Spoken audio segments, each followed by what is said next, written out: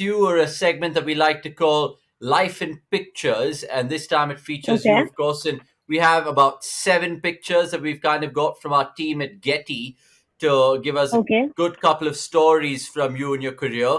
Let's start Okay. chronologically then. I'm going to take you back 11 years ago.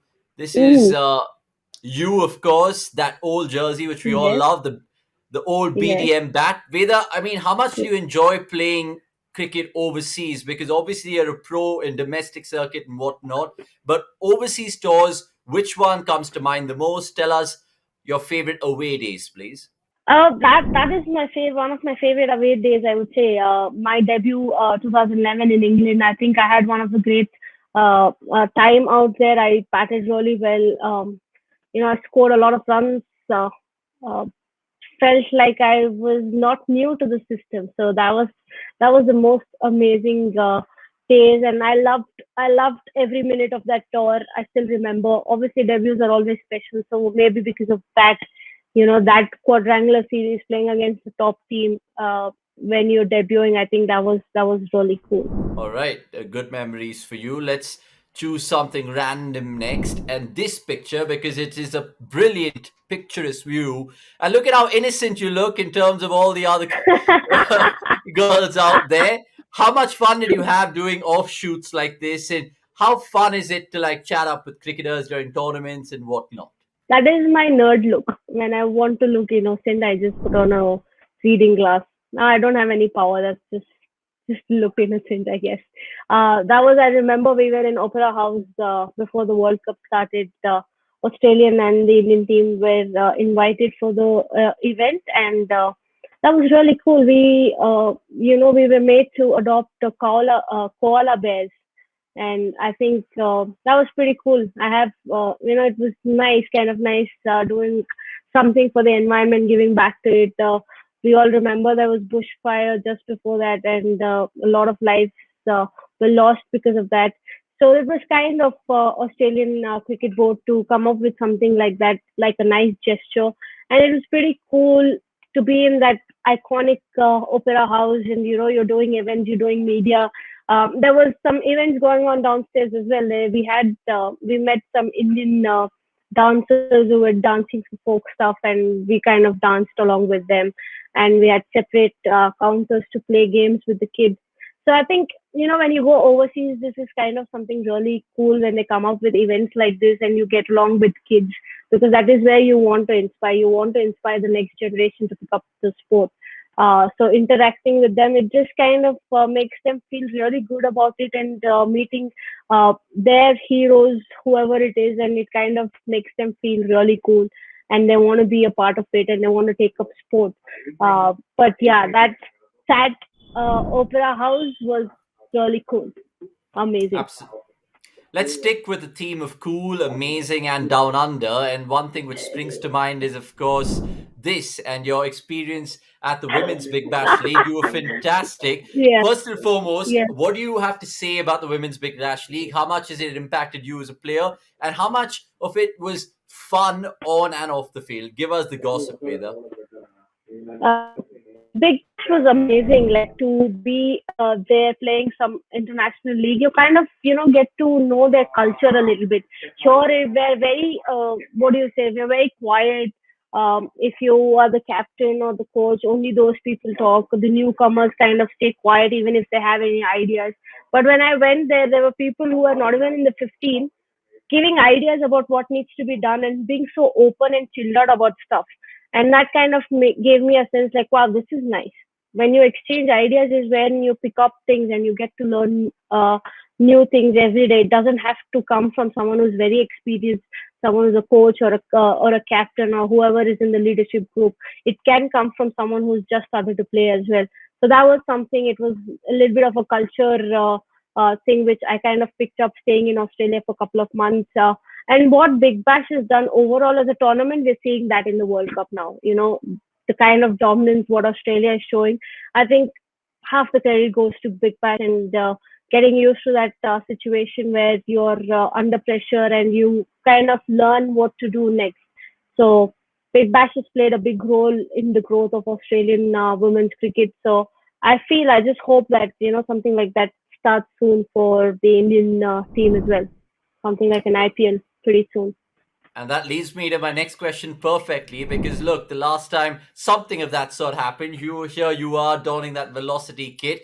Now there are rumors, maybe it will be true as well. 2023 could be the year where the women's IPL kicks off. If so the case, how splendid, Veda. It will be amazing, like all these gaps in between. Like you play domestic cricket and then international. There's a big gap between international and domestic cricket, if you ask me. And if you need to fill that void, you need to get something like an IPL in between and make the girls play a lot of games, get used to the conditions, experience playing with international cricketers, overseas players come in and bring in a lot of knowledge. And if someone can share the dressing room with them, they're going to become better cricketer for sure. You will learn a lot of things. So I just hope that whatever rumors or whatever we've heard that 2023 is the year for women's IPL to start. I just hope that it happens and we all can see people playing in the IPL very soon. All right, we have a couple of more pictures to wrap life in pictures up with Veda. Now, she of course praised a lot of fielders in this year's World Cup, but herself has been an extraordinary fielder, great safe pair of hands. Here she is taking a stunning catch in the World Cup of 2017. Now, she's produced some gems like this over the years. Veda, do you secretly love fielding is the most in cricket, or am I reading it wrong? I'd say it is the most important thing because if you can't field, it doesn't really matter what you can do with the bat or the ball. That is kind of trend which we need to set in, and slowly I see a lot of domestic teams concentrating on that. You need to be a good fielder first, and then comes your batting and bowling skill. If you're able to bowl 10 overs and get a couple of wickets, but if you give away 10, 15 runs on the field, there's no point. You but at the same time, if someone can stop those runs and can contribute with bat and ball, I think it makes a lot of difference. We did see that against South Africa, we bowled well, we batted brilliantly, but it was fielding which let us down. Had we fielded and fielded well, even if it was 250, I think we would have been able to defend it.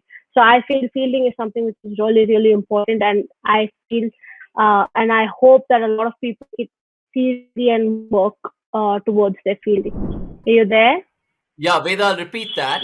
The fact that Yeah, you had that selfie with MS Dhoni, which we'll put up on the screens again. Now, yeah. what was this? I mean, this is 2016, I'm guessing. How did it? Did you ask him politely for a selfie, and did he just oblige? Was it as simple as that? No, actually, before I took the selfie, we were in MCG and we had a game next day. So the men's were playing after our game. We had just finished a practice session and they came in for their practice, and we just kind of, spoke to our manager and see if we can get a picture with MS. And he kindly acknowledged. All of us took a group picture, and then I just slyly went next to him and I said, "Sir, is it possible I can get a selfie with you?" And he was very happy to do it. Um, so that was a really cool moment, and I kind of sent that picture to everybody possible in my friends, my families, and if you know, Rima Malhotra is my very good friend, and she's a big fan of Dhoni. I sent her the picture, and she's like, "I don't care what you're going to do. You need to get a picture. You need to get a bat signed for me." And I was like, "How is that going to be possible? It's so tough. Like, how can I just go and say?" It's so difficult to even meet him. And I just waited for my turn. After that MCG game, we were playing in SCG. We finished that game. I went to my manager to speak to their manager, and he said, "Okay, MS will do it for you." And he came from the toss, and I was on the ground waiting with the bat, and he signed, and we shook hands. People in the audience, like outside, the crowd was like, one of the ladies, I think, she just started screaming, saying that don't wash your hands. And for a second, it didn't strike me what she's trying to tell, but it kind of slowly sunk in later on that I was just having a chat with MS Dhoni on the ground before the match started, and not many people get to do it. So I kind of felt really lucky that day. Right. So I have to ask you the inevitable. Did you wash your hands or did you let it be for a couple of hours? No, I don't think so. I washed it straight after because Yeah. I went into our dressing room. I don't know. I was just on call trying to tell people that, I was talking to MS Dhoni. He just finished his toss and he came out and he stood there for 5-10 minutes and he spoke to me. He didn't rush saying that, oh, I got to play a match or whatever it is. He understood for the fact that I'm playing for India as well. So there was a kind of respect which came from him, and it made me feel really good because sometimes you can get caught in things and crossfires, and people can say that, oh, I got to play the match or whatever it is, but he didn't make me feel weird, or he didn't make me feel that I was intruding his space. He was really nice. It was really nice of him.